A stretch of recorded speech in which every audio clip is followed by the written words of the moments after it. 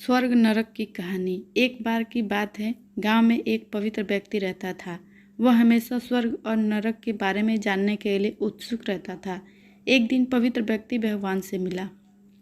जब वह भगवान से मिला तो उसने पूछा, प्रभु, क्या आप मुझे बता सकते हैं कि स्वर्ग और नरक कैसा होता है?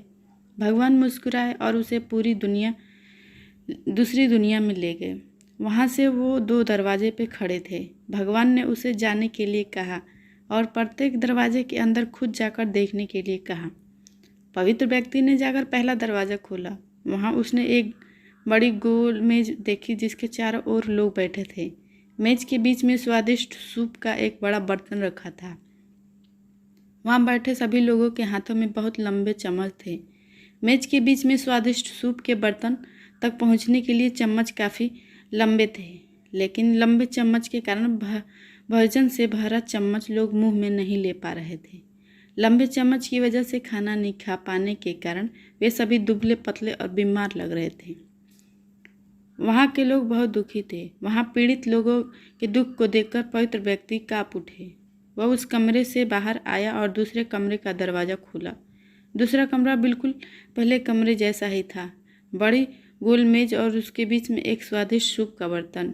वहाँ बैठे सभी लोगों के हाथ में लंबे चम्मच था, लेकिन यहाँ के लोग स्वस्थ थे। वे एक दूसरे से बातें कर रहे थे और खाना खा रहे थे। पवित्र व्यक्ति यह देखकर प्रसन्न हुआ और उसे कमरे के बाहर आ गया।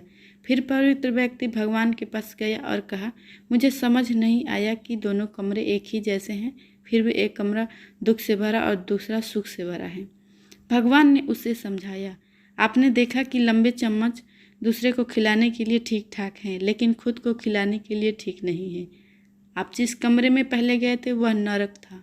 वहाँ के लोग लालची हैं और केवल अपने बारे में सोचते हैं, दूसरे की मदद नहीं करना चाहते, जिसके कारण वह अपना पेट नहीं भर पा रहे हैं और दुख झेल रहे हैं।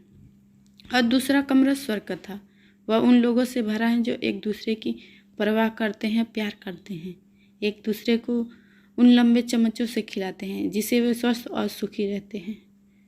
एक कहानी से शिक्षा मिलती है कि यदि हम एक दूसरे का समर्थन और देखभाल करें तो हमें अपने जीवन को स्वर्ग बना सकते हैं और खुशी से जी सकते हैं। दोस्तों, स्टोरी अच्छी लगी हो तो प्लीज़ शेयर करें। Thank you.